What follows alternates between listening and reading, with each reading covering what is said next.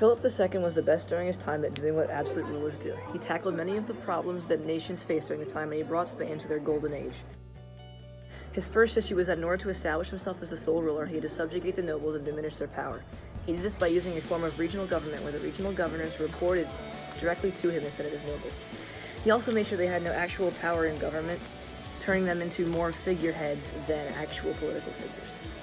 Next, he had to centralize the authority in the government around himself. Firstly, there was the Council of State, which he was meant to report to advise him on the affairs of the nation.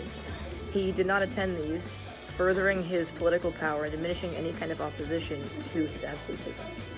The form of regional government mentioned earlier also helped him establish as the sole source of power in Spain. He also had to find a way to make money and make the economy grow, as any nation does. Most of Spain's money came from the New World, and as a result, Philip II developed an expansionist policy so that he could take the money made from other colonies and nations and use it to make his nation prosper more.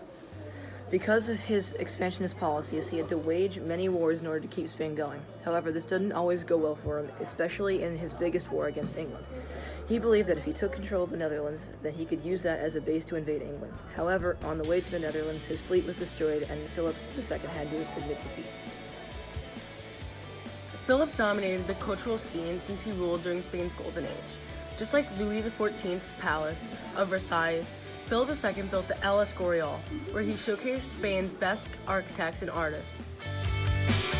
Philip's nobles were also patrons of art, which also benefit Spain. He was Titian's most important patron, although they only met twice. Philip gave him the honor of painting his portrait. Philip used the Inquisition to remove opposition of Catholicism, the state religion.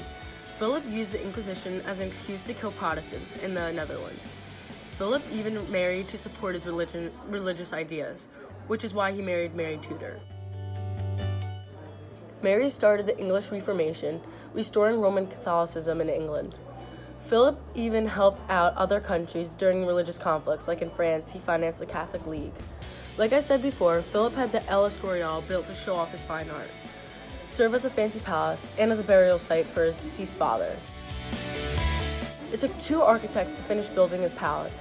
The first architect, John Battista de Toledo, designed the ground plan. Toledo died while building, so Philip needed another architect to finish his palace, and Juan de Herrera was a great choice. He finished the palace, although he was greatly influenced by 2 other architects, Sebastiano Cirillo and Giacomo Bonifacio da Vignola. In the end, the palace showed the beautiful Spanish ideals.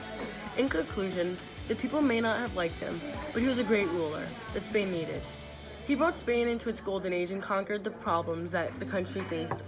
Overall, Philip II was a leader to be admired, and many other leaders after him took from his example.